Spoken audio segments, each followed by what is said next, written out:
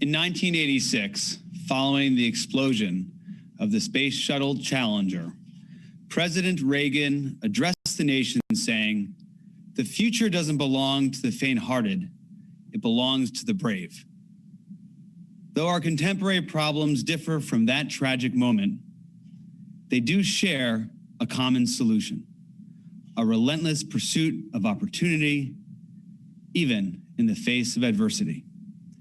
The conversations we've heard today have provided a realistic assessment of the magnitude of the challenges we face, but they have also highlighted the unique chance to harness disruption and chaos, to implement dramatic changes to improve the future of our students' education. Recently, I had the opportunity to travel to the Senate to record a conversation with Senator Tim Scott of the great state of South Carolina. To start this afternoon's discussions, you'll hear the senator discuss school choice, the Senate's role in pursuing racial justice and law enforcement reform, and his passion for investing in opportunity zones to support underserved communities. On behalf of the Reagan Institute, thanks for listening.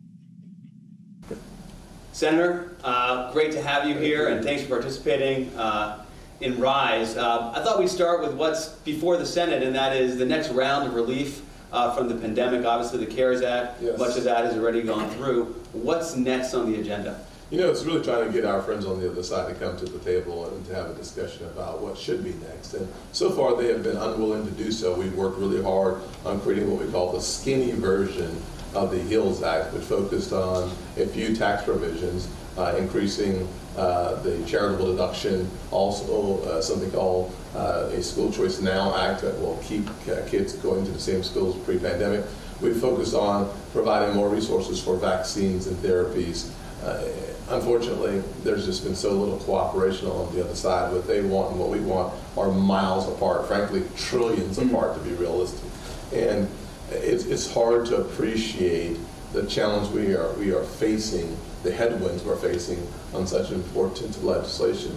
I do think there is a moment of pause that can be helpful to see how the $4 trillion, basically speaking, is impacting the economy, the average person in our country, and then come back to the drawing board. But there's been no one to negotiate with, and that's been disappointing. Really hard during an election year, right? 100%. Listen, there's all things politics right now. And right. Unfortunately, that means for the average person who may be viewing this tape or sitting at home thinking about the future, between now and the election, I don't anticipate anything of substance getting done except for a continuing resolution that will kick the spending decisions after the election. So your prediction is government will stay open in the form of a continuing resolution, but any more relief from the federal government you don't see happening until after November. And the president's executive order probably will have been the last big thing on the CARES front or the pandemic front. I thought he was wise to use his flexibility and his authority to extend some benefits for a few more weeks, reduced amount. I think I had an amendment to change the $600 amount to 100% of your income, because I think ultimately overpaying people to stay home gives them a very difficult decision to make. Do I stay at home and make more money, or do I go back to work? We should not put the American people in that position. Getting paid what you were making while you were working because of the pandemic while you're at home, there's some logic to that. Being paid more to stay at home, there's no logic. And of course, you've been very prominent in talking about the dignity of work and creating those opportunities. We'll get to that in a little bit. Let's focus on the education element. Yes. I know that the School Choice Now Act is an element of the next round of support from federal government. You just said that you don't see it happening before November, but the relief that's needed, particularly now as Americans are sending their children back to school. We were just talking about this. My kids are learning virtually. There's a challenge in many communities across the country, public school and private schools not having the resources, ability to do that virtually.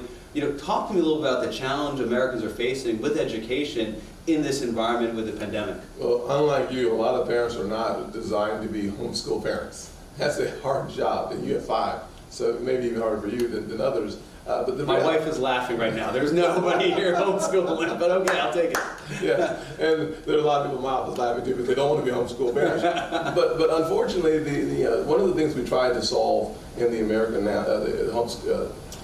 my education bill right now is to focus on helping parents keep their kids in the same education environment they were in pre-pandemic. There's $105 billion in the legislation that's designed around you get to choose the school you want for your kid, because the more choice a parent has, the better the chance for success for that child. And that's really the focus we have on the school choice now legislation and why it's a part of the apparatus for the CARES response. The one thing you cannot do is, especially in Title I, which are the poorest schools, the lowest performing schools, unfortunately, in America, the one thing you can't do is keep that kid out of the cycle of success, which is education. When you take that child out, it takes so much longer for them to catch up. We have to reinforce the importance of education, and there are a couple of major pillars in the School Choice Now bill. One is, of course, keeping your kid in the same education space they were in pre-pandemic. The other is to encourage folks to contribute to scholarship granting organizations. Businesses and individuals can get a tax credit so that they continue to provide scholarships for kids who absolutely, positively, unequivocally need healthy school options. Let me drill down. Sure. I'll get on the tax policy component in a moment, but use the language of choice, and, yes. and you're a prominent advocate of school choice. Just for a moment, make the argument, even for the layperson, you yes. know, just the parent who's not an education policy expert, but explain why this leads to the education that our children need in your mind, and the prosperity, the opportunity that you focus on all the time. Wow. Give me the connection between choice and the opportunity. Well, the simple explanation is this, that in many zip codes around the country, quality education is not an option for poor people.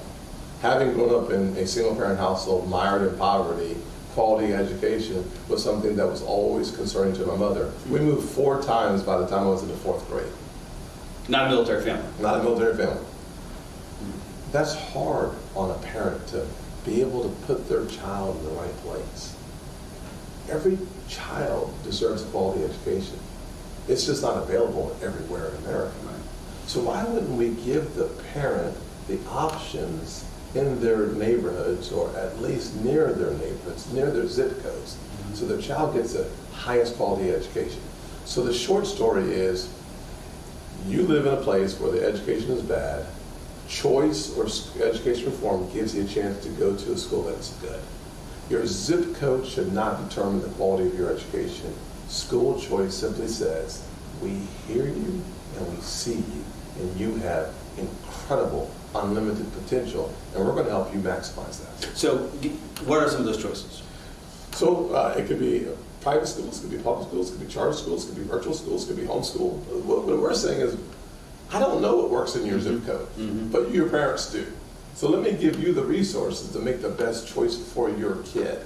And that's what we really want. We want every child to have quality education because their parent gets to choose the lane that's best for them. So let's go back to your legislation, the School Choice Now Act. Yes. How would it advance choice? What is this notion that in this environment you would have that ability to choose, you know, any of those 5 options you just articulated? Absolutely. One thing it does is it says that wherever you were, you get to stay. The second thing, which I think is really important, is my mother, who made a little bit more than minimum wage all of my childhood, she would not have been able to afford a school choice option for me, even if it was available.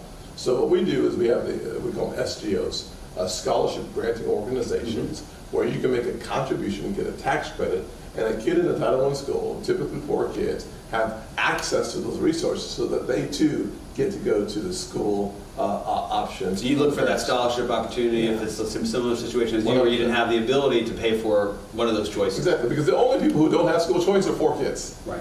Middle income folks and affluent people have the option to either choose the house in the right school district or send their child to the right school. The only people in America that do not have that choice are poor ones.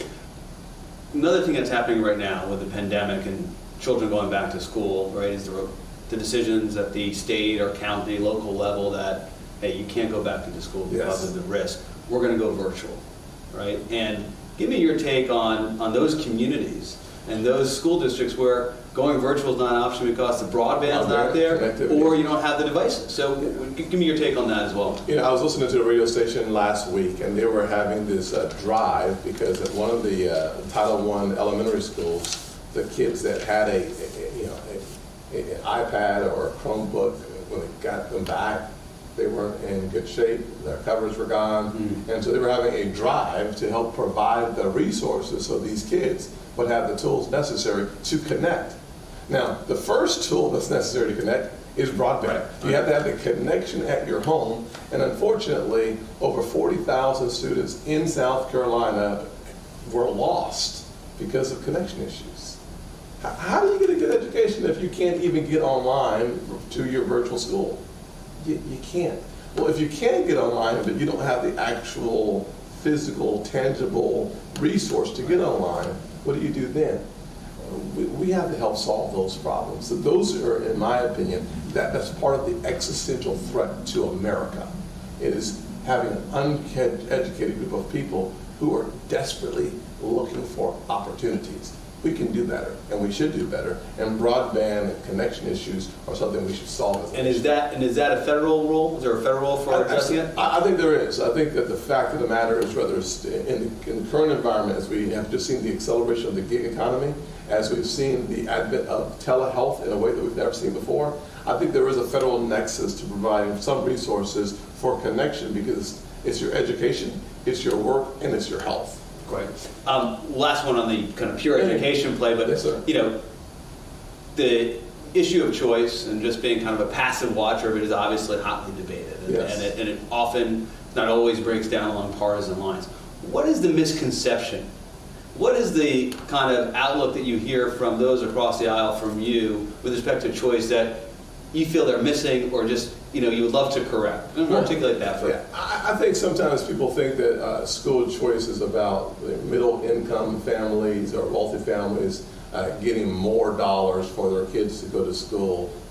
That's not the way it really is. The way it breaks down is that literally the kids who desperately need more options are the kids that benefit from school choice.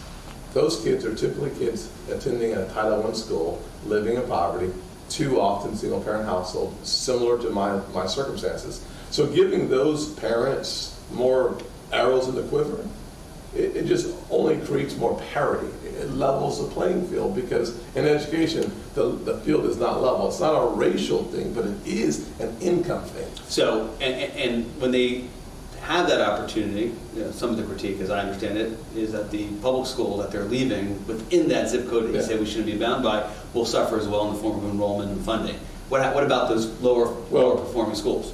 I'll say this, a perfect example is in New York, where there is a charter school system called Success Academies. Mm-hmm. They receive about 40 cents on the dollar, and they produce results with I think it's 83 or 93% African American Hispanic kids outperform the white kids in New York City. So one of the things that we're learning is that with half the money, they produce higher results. So the funding equity question, in my opinion, not the right metric, is a rabbit trail. Mm-hmm. It's running down a rabbit trail. We spend $760 or $750 billion K through 12 education, and according to our OECD competition, we are mediocre and getting worse. So it's not money. I mean, in South Carolina, Greenville County spends about $9,700 per kid. Fairfield County, Greenville's fairly affluent. Fairfield, one of the poorest counties in South Carolina, $16,000 per student. Mm-hmm. So we have to change the formula and the focus. We need outcomes, not simply a funding conversation, because it's obvious that if you're getting better results at $9,700 than you are $16,000, there may be more to the formula than money. Got it. Let's transition a bit, because we're talking about opportunity, education, yes. and equity is an element in all this. Just a couple of months ago, you were in the midst of the discussions with regard to your Justice Act yes. bill, and responding to the tragedy of Breonna Taylor and George Floyd, and the civil and it's unrest across the country. Absolutely. That bill did not go through. It wasn't adopted by the Senate, though you had a majority. Couple of questions about it. Please, just for those who are watching and listening, talk about what was in that bill and your kind of attempt to get that through the Senate, and then kind of contextualize it with a larger kind of civil discussion and unrest across the country when it comes to race. Well, I think one of the things that, three major pillars in the Justice Act, some of those pillars very similar to what was in the House passed bill. Number one, it's the whole data collection. And in order for us to resource the right outcomes, you have to have the right data. This is something that both sides agreed upon. We did not necessarily agree upon when you start collecting the data. Serious bodily injury was my thought. They wanted misdemeanors, traffic stops, and everything else. That's not a bridge too far. We can figure that out. Second area is in resourcing. So it's in the grants that are being provided. We were providing grants for body cameras, de-escalation training, the duty to intervene. So on the police side to improve the training. Yeah, to improve the training. And then the third part, of course, is how you respond to bad apples. Decertification is part of the conversation. Falsifying police reports is part of the conversation. So in my legislation, we have aspects on how to improve the outcome for the person who's in the middle of the situation and to make sure that we kept the officers on the right track. The things that were not in our bill were more important than the things that were in our bill to the other side. They wanted to demonize law enforcement. I am not going to do that. How do you demonize the very people that you want to respond to the situations, the circumstances that are absolutely at times volatile and explosive? So we have to have an equilibrium. And you talk about this binary choice that essentially the national discussion fell prey to. Yes. And on the Senate floor, you said it's a false choice. Explain what that is. False dichotomy. There is no binary choice between law enforcement and communities of color. You can actually support both, and you should support both. And you do so by having reform legislation that speaks to the outcomes that you want without demonizing one side or the other. If you do not, as African American who's been stopped 18 times in the last 2 decades, I don't like stereotyping. Don't stereotype me. So why in the world would I stereotype every law enforcement officer? If it's wrong for you to stereotype me, then it should be wrong for me to stereotype you.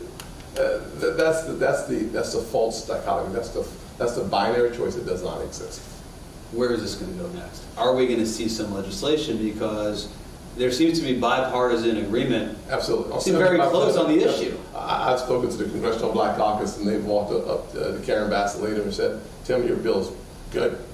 We could actually get, if we could get it to conference, we would be able to work towards that." What it takes to get to conference, however, is the Senate Democrats who are involved in presidential politics come to the table, like the CBC was willing to do so, and get this bill to Congress. So the Congressional Black Caucus is willing to, the Senate Democrats, in your mind, aren't. I'm not willing to go for it. Post-November? They say in the aftermath of the election, during the lame duck session, is the best chance for success. And do you think you'll be putting forward the same legislation, some of the modifications that you talked about on the Senate floor? Will there be an updated version? Well, I'm going to stick with the current bill. I'm happy to amend it some, but I'm not going to amend it. I will not demonize police officers in order to get this passed. That is not good for the community. It's not good for our country. So outside of those two pillars, I'm willing to negotiate on data collection, to negotiate on how we use the resources, to negotiate on decertification of officers versus the National Registry versus the local retention of records. Those things we can negotiate on, but we can't demonize law enforcement because we can't stereotype every officer, because I don't want you stereotyping every black person.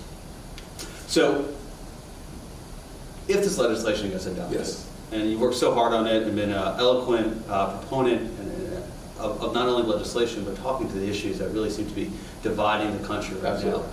now, how much would this legislation, if adopted, kind of address the division of the country, or how much of it does it reside outside the particular policy that needs to be addressed in terms of police issues of police brutality, discipline, and the like? Well, really great question, and I'll try to unpack it quickly.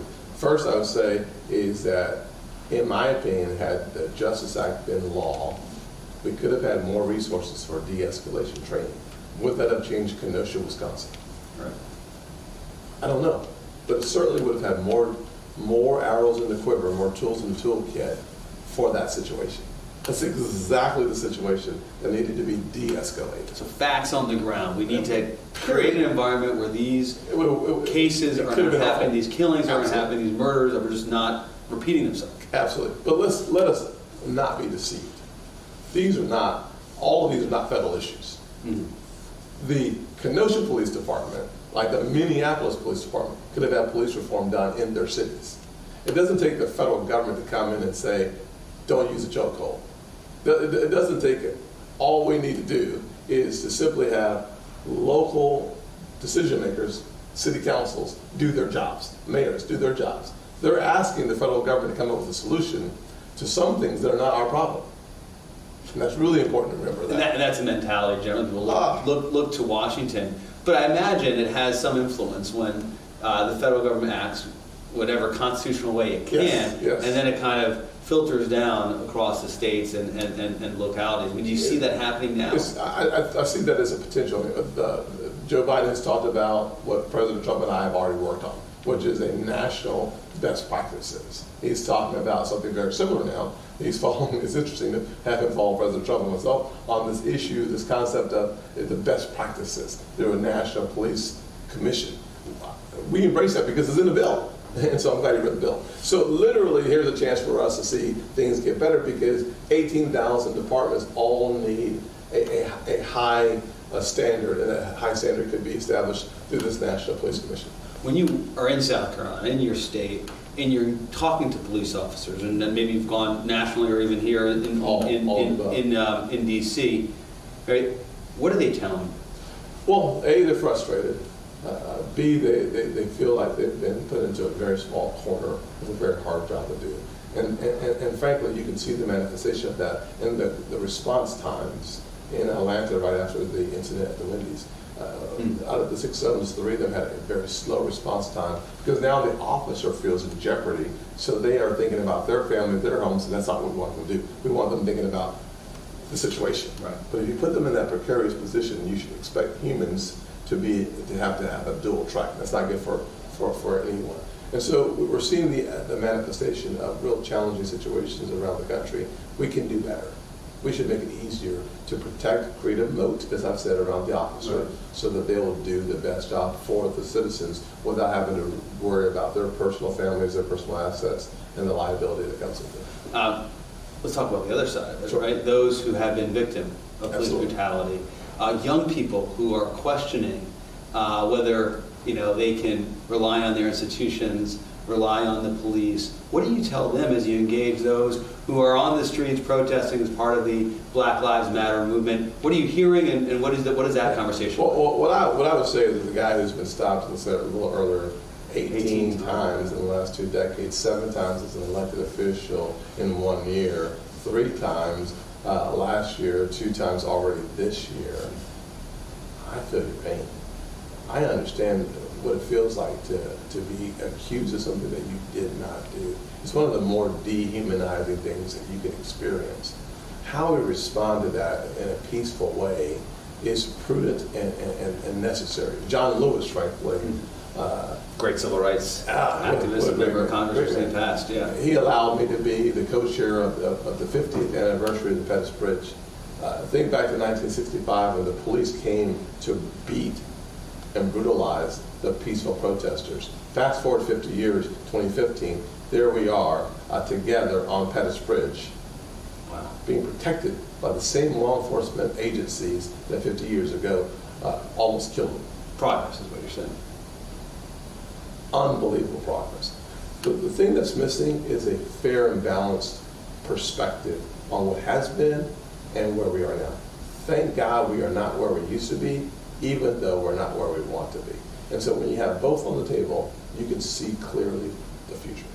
And that gets to the kind of joke you make, I've heard you make on the Senate floor and elsewhere in terms of civics. Those who failed at learning civics, I did. And I guess you've aced the course since high school. But we think about the education of our young people. How do we send that message? How are we getting that across in the classrooms and in communities? It's one of the reasons why I really believe in education reform and the opportunity of education. I say it's the closest thing to magic in America is a good education. That means you need to have good curriculum too. And unfortunately today, you're not being taught how to think, you're being taught what to think. We have to change that as well if we're going to get a better outcome in the country. Because there's a lot of ugly things in our past, but there's a lot of beautiful things of who we are. And we should focus on both so that the average person, the average student, gets a full education on the beauty of America, even with the flaws that are in our system. Diverse set of views, but allow that discussion to occur is what I hear you saying. Plus, you have to be taught how to think, not what to think. I need to draw my own conclusions. Even though I had some liberal teachers in high school, they didn't teach me what to think. They taught me how to think. They did not try to indoctrinate me. They helped me come to an objective conclusion based on all the relevant information. Well, as a parent, when I try to teach my kids what to think, I pretty much guarantees they will not think the way I'm telling them what to think, right? So, I mean, well, we can see the street chaos right now. So there's right. Chaos in your home or chaos in your streets. Yes. We're talking about opportunity, and one of the things I want to hit on before we conclude this conversation is another element of what you've done in the Congress that's had what I can tell really a consequential, substantial impact across the country, and that is these opportunity zones. Yes. Economic opportunity zones. Another component, you talk about the education layer, right, or pillar, and then you have the kind of economic and opportunity pillar. Talk about that for a second, how it kind of interacts with one another and where it's happening across the country. So we have 8,700 zones around the country, which is great news. We have about $75 billion that are targeted for those zones already. 75 billion. B as in boy. Okay. $1 billion. All private sector dollars. In other words, investors and entrepreneurs looking for ways to make a difference, long-term difference based on the way the legislation is designed in some of the most distressed communities in America. Why? Why would someone who is, I can get the philanthropist, yes, but why would the entrepreneur, why would the investor whose motivation is profit, right? Why is that appealing to that individual? Well, we follow the Adam Smith rule, the invisible hand concept, that we want everybody participating in this economic system that leads to economic mobility. What we do for the investors, we say we will defer and delay your capital gains tax. And even if you stick around long enough, which is 10 years, you can see the elimination of your capital gains tax if you make a long-term investment in one of the distressed communities. So tax policy, tax communities, absolutely. And what that does is it brings job creators, not the government, but job creators into the communities to create jobs. And what we've seen, according to the president's advisors on economics, is an 8% increase in wages in opportunity zones. These are the most distressed communities, majority minority communities, that are now seeing an increase in their wages about 250% faster than the average wage increase pre-pandemic. And that's measured nationally or in that same area? National. Wow. In those 8,700 zones. Give me an example that comes to mind of a zone that really speaks to you and that might kind of capture this policy conversation in the form of a real community, real people, real lives. I have to start at home, of course. Well, that's fine. South Carolina flag's behind you. There you go. Hampton, South Carolina, the largest actual investment, not money that's committed, but money that's in the ground now. $315 million, creating 1,500 jobs in a hydroponic, which is an agriculture building. You saw my blank stare when you said hydroponic. Well, I didn't know. It's based on agriculture, the ability to do really cool things inside, and it's a $1,500 job creating investment, $300+ million, and it's the first of its kind. So the future of agriculture, thank God it's in South Carolina, but it's also going to spread across the country. There's an HBCU, historically black college and university, in North Carolina that owns 300 acres in an opportunity zone. Oh, wow. And this hydroponic concept could easily spread to North Carolina and around the country. There's in South Dallas, there's a 2,000 new jobs, $400 million investment happening in south of Chicago. I think there's 3,000 affordable homes in Rock Hill, South Carolina. The mayor, a Democrat, who says opportunity zones are bringing affordable housing to the downtown area of my city for the first time in almost 4 decades. So better housing, improved housing, better housing, better jobs. How does it connect to education? So what would happen to that community in terms of educational opportunities that we started our conversation? Absolutely. So I'm working on a concept called opportunity education to marry with opportunity zones. Okay. So that unfortunately a lot of these Title I schools, some of the poorest schools in America are located in or right contiguous with an opportunity zone. So can you imagine school choice, education reform populating these opportunity zones so that the poorest kids in America have the best quality education, which leads them to high school, college, and beyond, or workforce training popping up in their backyards so that they get the requisite skills. They become a welder at $150 an hour, or a plumber at $100 an hour, or become an engineer at less. So there's going to be this opportunity thing for education, Yes. kind of the educational component to these opportunities. That's what we're working on right now. Yeah, Fantastic. It's exciting stuff. Senator, before we end this conversation, we're going to go just ask you kind of anything that comes to mind when you think about Ronald Reagan, maybe a book, a speech, or a quote, or any way he may have impacted you in your political life or before. Something we always do in our discussions here. Well, Ronald Reagan, Art Laffer, the Laffer curve. Laffer curve, there we go. Which is the inverse relationship that basically says that when it's on sale, you buy more. In the government, what that means is that when you lower taxes, you see an increase in production, but also an increase in revenues. So the Laffer curve, Art Laffer became my economics mentor when I ran for Congress. Because of Ronald Reagan, I learned about the Laffer curve. So in the end, in 2017, when I was assigned to be one of the 4 senators in charge of tax reform. Right, tax reform bill. The one thing I thought about was the Laffer curve, and what ultimately occurred is after we passed it in 2017 and 2018, with lower taxes, we had an increase of money to the Treasury. Revenues went up. In 2019, Even more. so Ronald Reagan, not only did he create Reaganomics and the greatest prosperity in a generation, we use the same concept. Still holds true today. 40 years later, 35 years later, 1986 I think it was, to do it again. Fantastic. Do it again. Reagan style. Senator Tim Scott, thank you so much for Yes, spending sir. time with us. We look forward to having you back and doing another round of discussion. I look forward to it too. Thanks so much. God bless. Thank you.